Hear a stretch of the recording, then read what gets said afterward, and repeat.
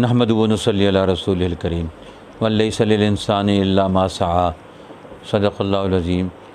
محترم ناظرین، یوم مزدور ہے، یکم مئی یوم مزدور ہے کہ پوری دنیا میں مزدور اور محنت کش لوگوں کو یاد کیا جاتا ہے، ان کی قربانیوں کو دیکھا جاتا ہے۔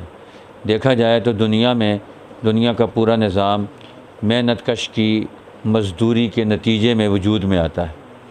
اگر محنت کش طبقہ موجود نہ ہو تو دنیا میں انسانی زندگی کی کوئی ضرورت یہ پایہ تکمیل تک نہیں پہنچ سکتی۔